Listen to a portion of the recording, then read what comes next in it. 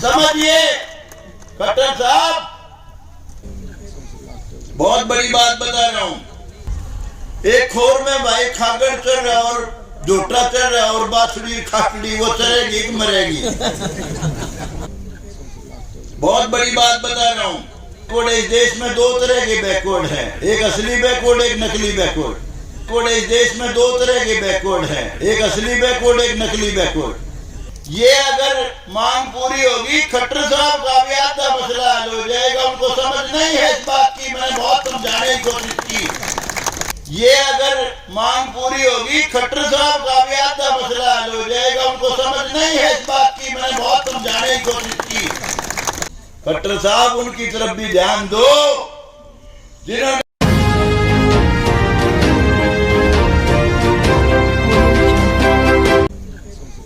बहुत बड़ी बात बता रहा हूं। आज जिनको 2 दिन पहले भारत रत्न का खिताब दिलवाया है सरकार ने, इस देश के बहुत ही बड़े इंसान, देश भगत, फ्रीडम फाइटर, किसानों के सबसे बड़े नेता देश के चौधरी चरण सिंह और चौधरी देवीलाल और बाकी सब जितने नेता थे, यानी कि बहुत खतरनाक आंधी थी जनता पार्टी की उस जमाने में। उसमें गांव से मुझे जिताने में इनका बहुत बड़ा योगदान रहा, सारे समाज का, सारे गरीब समाज का।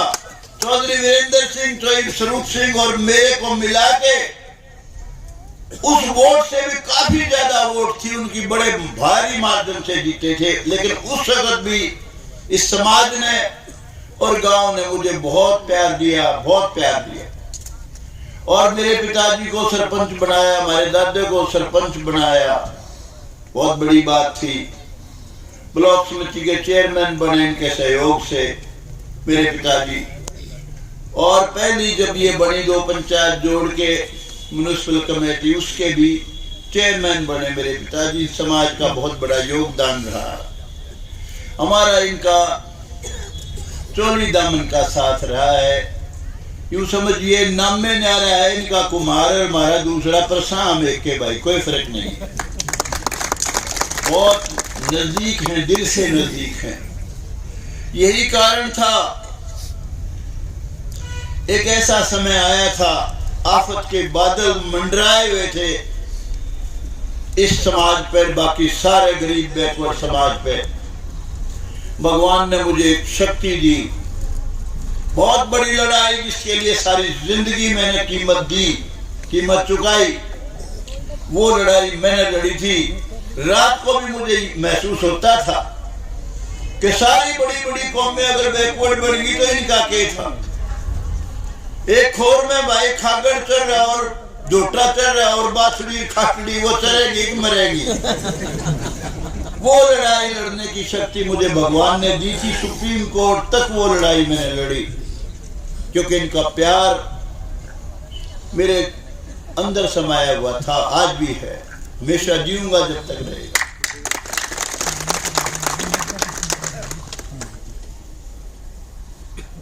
एक बात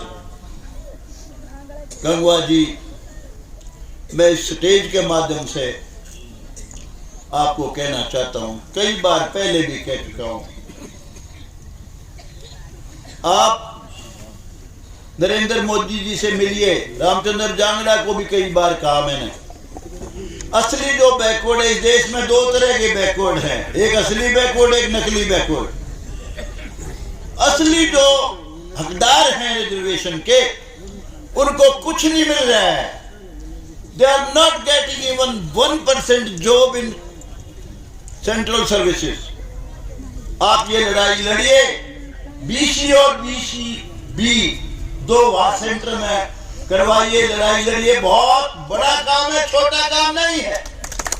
अगर ये काम आप करेंगे तो लोग हमेशा मोदी जी को आपको याद करेंगे कि हमारे लिए, हमारे जीवन की सबसे बड़ी चीज जो हमारे को चाहिए थी वो दिलवा दी। बात के खट्टर जी से भी कहिए क्लास 1 और 2 की सर्विसेज में भी वो 16, 11, 27 वाला अपनाए। रिजर्वेशन 27% की उस जब भी अच्छी लगती है जब बड़ी नौकरियों में भी भागीदारी हो। तो ये मैं आपसे मांग कर रहा हूं, खट्टर साहब से मांग कर रहा हूं, इस स्टेज से।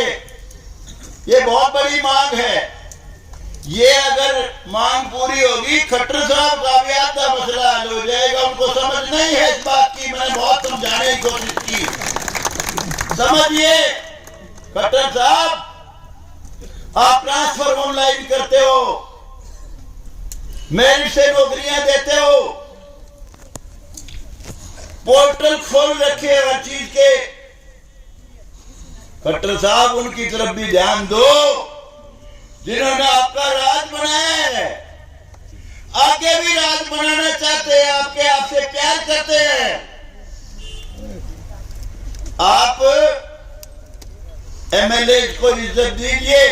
और ये जो बात मैं कह रहा हूं, सर्विसेज में जो लोग मेरिट में आगे चले गए वो तो चले गए, वो पीछे कब आएंगे?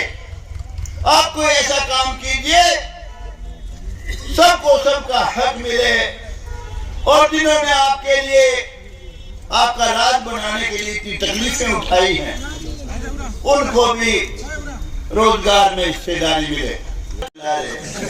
उनके दिमाग में जैसे रावण से भी बड़ा सौदा बना। आपको पता है इस धरती का एक लुटेरा आया था, मोहम्मद गजनी। वो खोपर मंदिर लुटा कर भाग जा करके, और वाजपेयी जी जब गए कहने लगे मैं गजनी जाना चाहता हूँ। कहने लगे क्यों जाना चाहते हो? कहता है वहां का एक मोहम्मद गजनी हिंदुस्तान को के मंदिरों को लूट के ले गया था, मैं देखना चाहता हूँ। कहता छोटा सा कस्बा है, ना कोई 5 स्टार होटल है। वो कहने लगे भाई इतना मामूली आदमी था। कहता अभी थोड़े बहुत डाकू से इकट्ठे कर लिए उसने, चोर चक्के से, और जा अगला बेला बोला। वो ऐसा समय था और क्षत्रिय की बला भाई जिम्मेवारी लड़ाई की, वैश्य जी की, हमारे अग्रवाल समाज बनिया समाज की जिम्मेवारी थी पैसे की, ब्राह्मणों की बला भाई विद्या पढ़ाओ।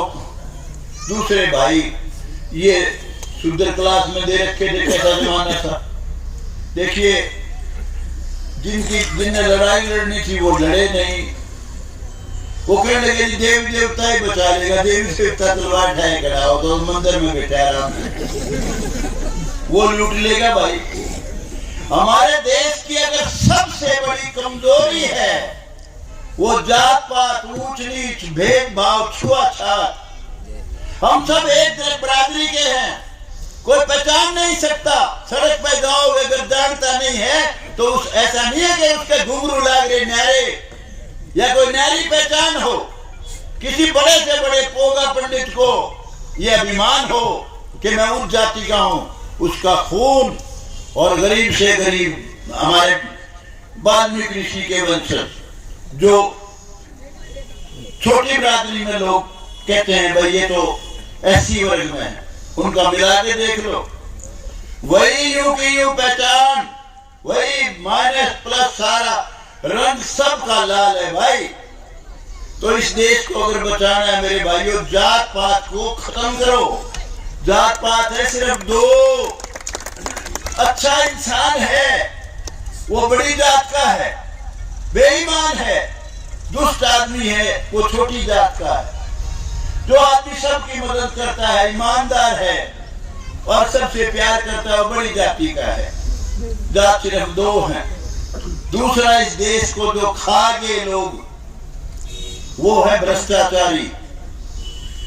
इस देश से अगर भ्रष्टाचार खत्म हो जाए तो पुराने जमाने में कहते हैं ये देश सोने की चिड़िया थी, और हमारा 1 रुपया अमेरिका के 70 रुपये, हमारा 1 रुपया इंग्लैंड के डॉलर 70, यानी कहने का मतलब बहुत ज्यादा। हर देश के करेंसी पे हिंदुस्तान का रुपया भारी पड़ता था। लेकिन आज जुल्म की बात है, बेईमानों ने हमारा एक अमेरिका का $1 हमारे 88, इंग्लैंड का एक वो क्या कहते हैं उसको बॉन्ड, और हमारे मेरा ख्याल 100 से भी ऊपर रुपये। एक छोटे से देश में चला गया मैं, मलेशिया, कुछ भी नहीं उनके पास, बिल्कुल कुछ नहीं। हमारे 14-15 रुपये उनका एक, रोना आता था। थाईलैंड में गया मैं, थाईलैंड की भी यही पोजीशन। तो भाई इस देश का बीज मरण लग रहा है, इसको संभाल लो किसी तरीके से। और मैं तो कई बार सोचता हूँ कोई काम के अबला जी फलाने के फाइल अटक गई 2 महीने हो गए, वो नहीं देखे इतनी चूट में दाना कदा होगा। ईमानदारी से कह रहा हूँ मैं, तो कहता हूँ तो जो देश गुलाम क्यों नहीं हुआ। इतने नालायक नीच लोग जो भ्रष्टाचारी इस देश में और जात पात का जहर फैलाते हैं। हमेशा तेरी जात छोटी मेरी बड़ी, अरे बड़ी जात का बनना है तो अच्छे कर्म कर, अच्छे कर्म करेगा तो बड़ा आदमी बनेगा।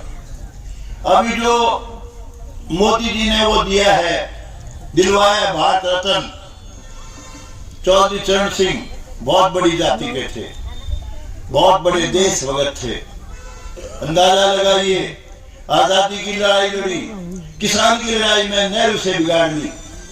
उसके बाद 2 बार बिना पार्टी के, जाट तो है ही नहीं, मुट्ठी भरे मामूली से यूपी में अपनी ताकत, अपना उनका तप था, 2 बार चीफ मिनिस्टर बने। और उसके बाद होम मिनिस्टर बने देश के।